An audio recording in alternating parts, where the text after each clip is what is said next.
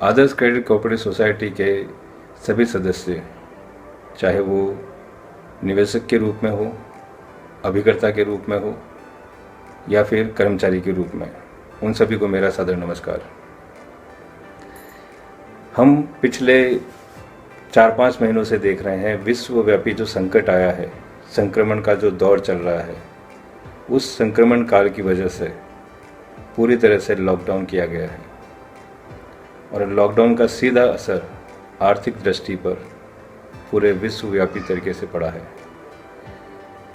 कई लोग जो व्यवसाय में थे, कई लोग जो कर्मचारी थे, कई लोग जो मजदूर, कारीगर, अलग अलग दृष्टि से अलग अलग तरीके से जो अपना परिवार का भरण पोषण करते हैं, वो सभी लोग डायरेक्टली इनडायरेक्टली इस आर्थिक मंदी से जूझ रहे हैं और सभी को किसी न किसी तरह की परेशानी झेलनी पड़ रही है।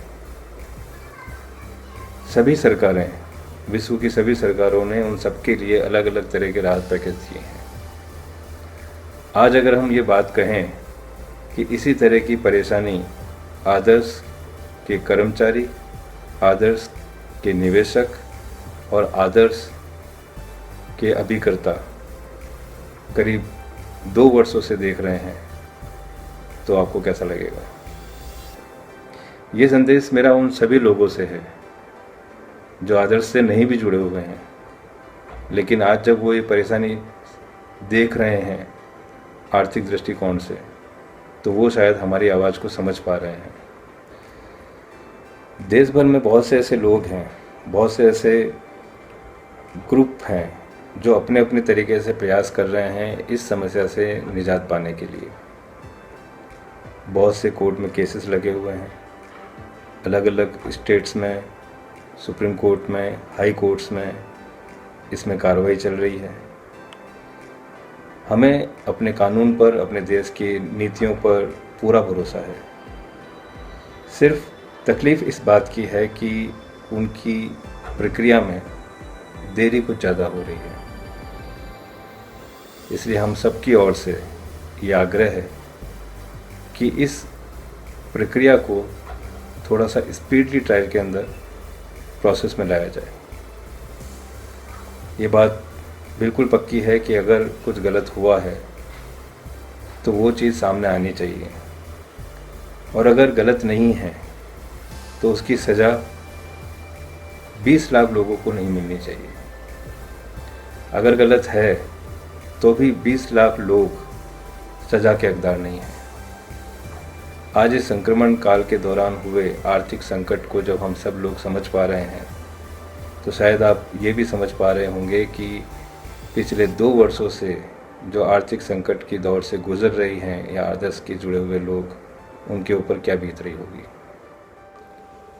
आप सब लोगों से एक छोटी सी अपील है कि ट्विटर पे जो अभी एक मुहिम चल रहा है सेव आदर्श के नाम से, उसमें आप सब लोग अपनी हिस्सेदारी दें। इस वीडियो के साथ जो एक लिंक दिया गया है, उस लिंक पे आप जा सकते हैं। अपने अपने ट्विटर अकाउंट से, अगर आपका ट्विटर अकाउंट नहीं है तो ट्विटर अकाउंट क्रिएट करके आप ट्वीट करें सेव आदर्श हैशटैग के ज़रिए अपना एक संदेश, ताकि वो उन लोगों तक पहुंच सके जो इसमें हमारे लिए सहायक हो सकते हैं।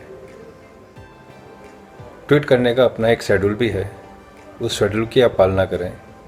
हम यही एक और प्रयास करें कि सारे के सारे एफ़र्ट्स सभी लोगों के एक ही दिशा में एक ही साथ लगाया जाए, ताकि उस आवाज़ को बुलंदी तक पहुंचाकर हम अपने प्रयासों का पूर्ण आहुति दे सकें।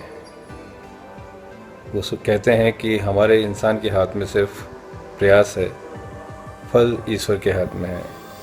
तो हमारे हाथ में जो चीज़ है वो हम करते हैं, बाकी ईश्वर पे और राष्ट्र के कानून पर, राष्ट्र की सरकार पर भरोसा रखते हुए हम उम्मीद करते हैं कि जल्द से जल्द हमारे ज़िंदगी के फैसले हमारे हाथ में होंगे।